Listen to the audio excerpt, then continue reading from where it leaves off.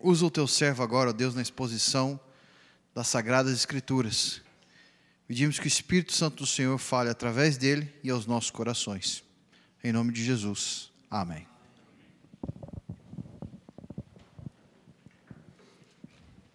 Amém. Graça e a paz, meus queridos. Queria que vocês abrissem a Bíblia de vocês, no capítulo 6 de Êxodo, versículo 1 a 9, versos 1 a 9.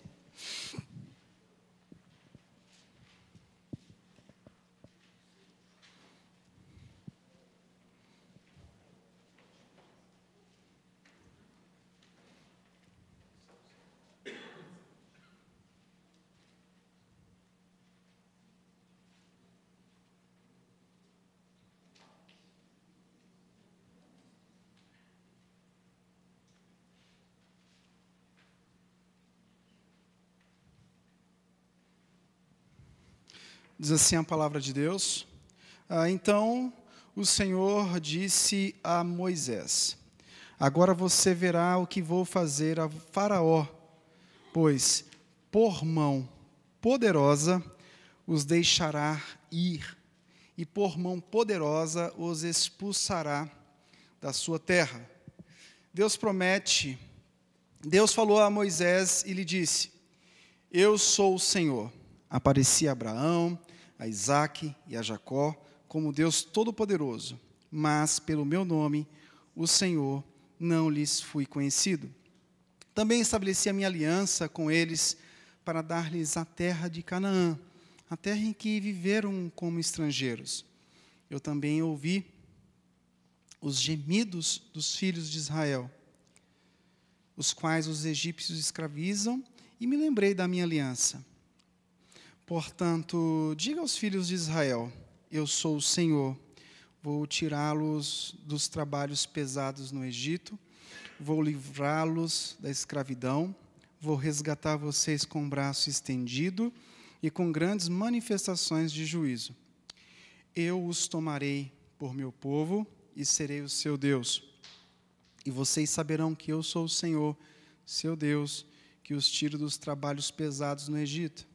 Eu os levarei para a terra que jurei dar a Abraão, a Isaque e a Jacó. Darei essa terra a vocês como herança. Eu sou o Senhor. Desse modo Moisés falou aos filhos de Israel, mas eles não deram ouvidos a Moisés, por causa da angústia de espírito e da dura escravidão. Capítulo 5, verso 22, ao capítulo 6, versículo 9, nós temos aqui a palavra de Deus trabalhando a promessa de libertação. Após uma audiência com o Faraó, que gerou mais sofrimento para o povo de Israel, isso está registrado no capítulo 5, versículo 1 ao 21, Moisés pergunta por que Deus fez aquilo. No versículo 22, diz o texto: então Moisés, voltando-se ao Senhor, disse: ó Senhor, por que afligiste este povo? Por que me enviaste?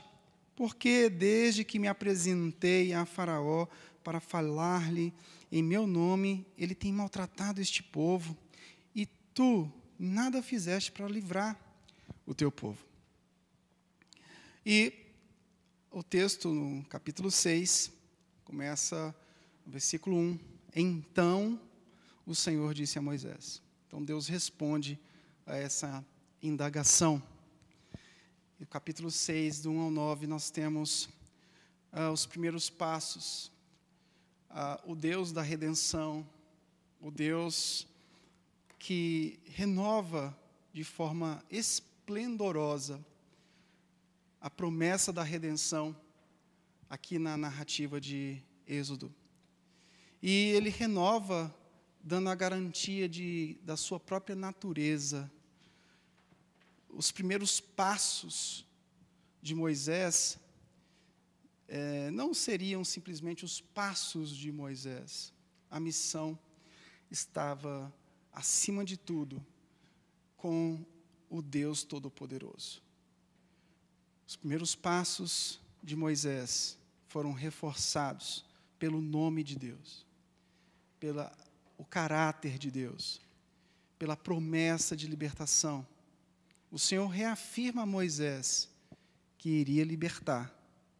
E aqui a gente vai ver o texto falando: vou tirá-los, vou libertá-los, vou resgatá-los. Capítulo 6, versículo 6, ele diz: portanto, diga aos filhos de Israel, eu sou o Senhor, vou tirá-los dos trabalhos pesados do Egito, vou livrá-los da escravidão, vou resgatar vocês com o braço estendido e com grandes manifestações de juízo.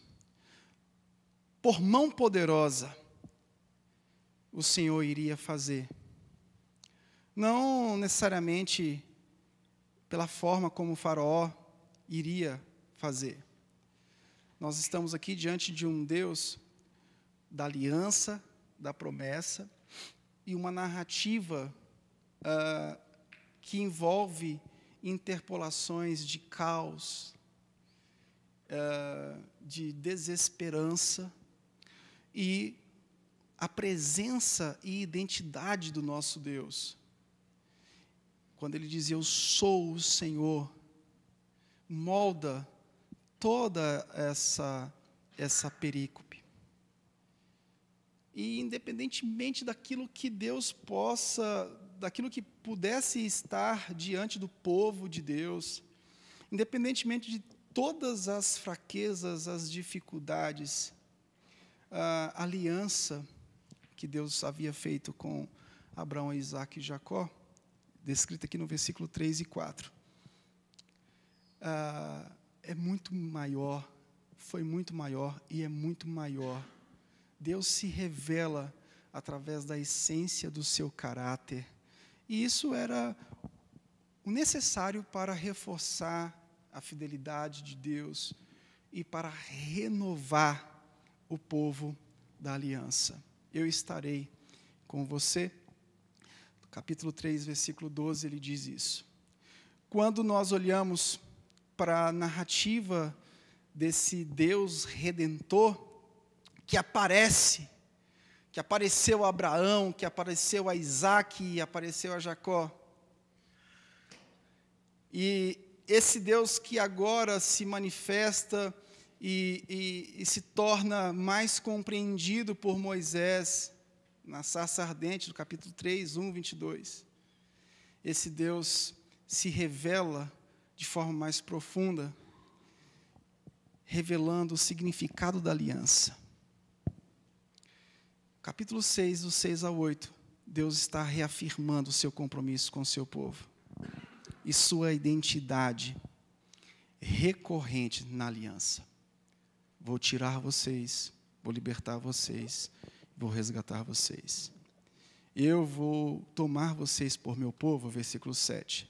Eu sou o Senhor, seu Deus, os levarei para a terra e a darei como herança. Capítulo 6, versículo 6, fala do resgate. De fato, o Senhor tomaria aquele povo e seria o seu Deus, e estabeleceria um relacionamento pessoal. Vocês saberão que eu sou o Senhor, seu Deus. É o que vai dizer lá em Êxodo, capítulo 10, versículo 2. Deus, ele é o Deus da aliança, e ele se revela ao seu povo, dando como garantia a essência do seu ser, o seu próprio nome, o seu próprio caráter, a essência de Deus, o ser de Deus, faz parte de toda essa narrativa como o sustentáculo dessa aliança poderosa com o povo de Deus. Ele, de fato, controla a história. Ele tem um controle da história. O capítulo 1 vai revelar isso, o controle de Deus. Ele está no controle da história da redenção. Ele, no capítulo 3, versículo 15, vai dizer, eu sou o Yahvé. No versículo 5, ele vai continuar dizendo, eu sou o Deus Santo. Capítulo 2, 24, o Deus que se lembra da aliança com os patriarcas. Capítulo 3, 8, o Deus que age para a salvação. no 4:14, o Deus que age em julgamento. E ele continua falando nos capítulos posteriores do Deus cuja ira pode ser evitada, no capítulo 32. O Deus que fala, o Deus que é transcendente, o Deus que vive entre o seu povo. O Deus que vive entre o seu povo. Essa narrativa de Êxodo, ela explica e autentica algo que está muito além de Moisés. Algo que está muito além da figura do líder Moisés. Tem algo que envolve a liderança de Moisés. É, de fato, a aliança. Êxodo explica e autentica isso. O livro de Êxodo responde que Deus ordenou Moisés como líder. Mas, embora a gente possa perceber uma defesa de sua liderança, na verdade, esse livro vai muito além de uma defesa da liderança de Moisés. Esse livro vai falar de quem está por trás dessa comissão, de quem está comissionando, qual é o fator primordial que está guardando, que está fazendo tudo acontecer. Com certeza, houve murmuração, rebeldia, liderança questionada, só que nós temos aqui uma liderança que estava sob outra liderança, a liderança divina. O eu sou, o Deus Todo-Poderoso, o Deus que prometeu e que agora renova poderosamente essa aliança, essa promessa de libertação, a resposta de Deus, Ele colocando como a própria garantia de todo esse processo redentivo. Ele é a própria garantia de que, independentemente das aparentes contradições da história do povo, de lutas, dificuldades, perseguições, que podem trazer uma conotação de que Deus deixou ou abandonou o povo da aliança. Essas perseguições, essas lutas, essas dificuldades da história do povo de Deus não são entraves, mas as coisas boas ou as coisas ruins são usadas no processo do Deus Redentor, porque Ele é soberano, Ele é poderoso. Então a gente não pode se assustar diante de narrativas negativas da história do povo de Deus, seja em relação à infidelidade, seja em relação à adoração a outros deuses. Deus sempre está intervindo, porque Ele é o autor da salvação. Ele sempre está intervindo. Eu apareci a Abraão, Isaque e Jacó. Eu apareci. E agora eu estou me revelando a vocês. Eu estou reafirmando meu compromisso com vocês. Vou resgatar vocês. Eu os tomarei como meu povo e eu serei o seu Deus. Vocês saberão que eu sou o Senhor, seu Deus. Os atos de Deus sendo revelados pelo próprio nome do Senhor. Aqui Deus se revela a Israel pelos atos em seu próprio nome. Eu sou o Senhor, o Deus poderoso. A minha aliança eu renovo. No versículo 5, me lembrarei da minha aliança, resgatarei mediante um preço. O resgate é mediante um preço. Eu farei aquilo que aparentemente possa ser algo contraditório diante de tudo aquilo que está diante de vós. A mão poderosa do Senhor, se revelando ao povo da aliança, no caráter do Deus Jeová. E iria agora redimir seu povo, adotá-lo como povo, introduzi-lo na terra, e com o único propósito, que eles conhecessem a natureza de Deus, que disse: eu sou o Senhor. Esse Deus que se revela completamente em Cristo Jesus. Antigamente, Deus falou muitas vezes e de muitas maneiras aos pais pelos profetas, mas nestes últimos dias nos falou pelo Filho, a quem constituiu o herdeiro de todas as coisas e pelo qual também fez o universo. O Filho, que é o resplendor da glória de Deus e a expressão exata do seu ser, sustentando todas as coisas pela sua palavra poderosa, depois de ter feito a purificação dos pecados, assentou-se à direita da majestade nas alturas, tendo se tornado tão superior aos anjos quanto herdou mais excelente nome do que eles. Esse Deus que se manifesta poderosamente em Cristo Jesus. Esse Deus guia o seu povo até novos céus e nova terra com segurança. Nos guia com um braço forte. E nessa caminhada cristã, embora possa haver abismos entre aquilo que nos espera e a nossa caminhada, Deus sempre está fazendo algo na história da redenção para preencher esse abismo. Uma graça revelada em centelhos lá para Moisés é agora revelada plenamente em Cristo Jesus. Sem essa graça revelada, o povo não pode fazer nada, assim como não pode. E hoje, da mesma forma, essa graça se revela constantemente nas nossas vidas. E o grande herói da nossa trajetória, o grande herói da trajetória em Êxodo não foi Moisés, mas foi o Deus da missão. O grande herói da nossa caminhada não são os nossos atos. O grande herói é o nosso Senhor Jesus Cristo, que nos sustenta, que pagou o preço pelo seu próprio sangue, pelo seu próprio mérito, revelou para nós algo que era revelado em parte. E hoje nós estamos inflamados pela graça de Cristo Jesus. Não importa os aspectos negativos que possam acontecer na nossa jornada cristã, assim como aconteceu vários aspectos negativos, Deus, Ele é poderoso para nos sustentar até o dia do retorno de Cristo Jesus. Jesus disse algo muito tremendo em Mateus 28.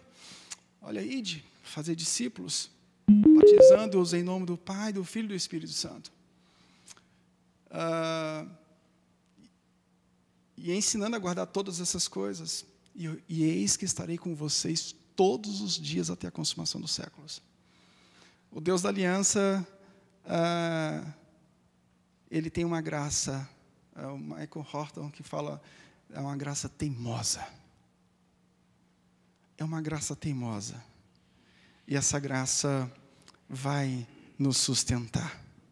Essa graça vai nos lembrar que Deus agiu no passado, age no presente e continuará agindo no futuro. O Senhor se revelou através da redenção e estabeleceu um relacionamento com o povo da aliança, assim como em Êxodo.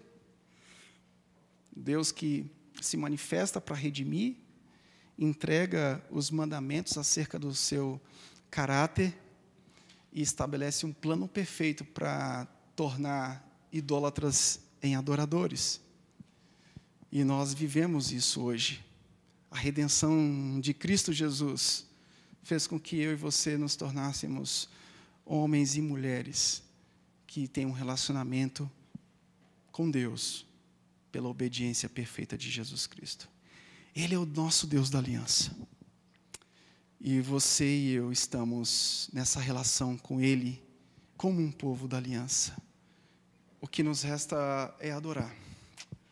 O que nos resta é saber que no processo da vida cristã, no processo do ministério, no processo da liderança, assim como foi com Moisés, de forma que a graça se manifestou em centelhas, e agora manifesta totalmente em Cristo Jesus, de forma perfeita, pelos méritos de Jesus Cristo, o sacerdote superior a todos os outros sacerdotes. superior a Moisés, superior aos anjos, superior a tudo, esse Cristo vai nos guardar. E a única coisa que a redenção, ela aponta para hoje, é para a nossa vida de adoração.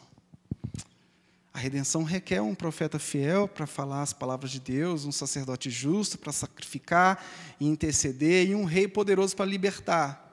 Moisés e Arão e sua família eram inadequados para nos redimir. Cristo é o único mediador do pacto da graça, o suficiente profeta, sacerdote e rei. Confiemos nele para a salvação. Confiemos nele e apenas nele para o desenvolvimento da vida cristã. A missão é de Deus. E em Cristo Jesus, diariamente Ele renova essa aliança conosco, porque Ele se tornou o nosso advogado. Então essa aliança, ela é sempre renovada pelos méritos do que Cristo fez na cruz por nós. Ele se revelou em Êxodo, renovando a aliança que foi estabelecida em Gênesis. E Cristo, a imagem mais perfeita de Deus, mais exata do ser de Deus, é suficiente para nos sustentar, é suficiente para nos guardar, e é suficiente para a nossa vida de adoração. É suficiente diante de uma pós-modernidade que às vezes tenta nos forçar a oferecer outro tipo de solução para o nosso povo, soluções existenciais. Nós continuamos e continuaremos pregando o Evangelho, que é suficiente para a salvação, mas não é somente suficiente para a salvação futura, é suficiente para os redimidos do Senhor adorarem a Ele, prestar um culto devido, adoração devida, e isso é suficiente para nós. Quando a gente olha a teologia de Colossenses, a gente entende que a adoração devida a Cristo é suficiente para sustentar a nossa jornada. A nossa esperança eterna é sustentada hoje com a adoração correta e devida ao Cristo, aquele que fez aquilo que eu e você não poderíamos fazer. Na sua carne, no seu sangue, ter vivido a finalização do projeto de Deus de redimir o seu povo. Diante disso, que a nossa vida seja simplesmente de glorificar o Senhor. Não tem outra e não tem maior pretensão diante de um evangelho tão poderoso, de um Deus que se revelou plenamente diante dessa ação misericordiosa, carregada de compaixão, diante de homens completamente perdidos, completamente afastados da comunidade da graça. Só nos resta viver para a glória de Deus. Só nos resta adorar o Senhor na beleza da sua santidade.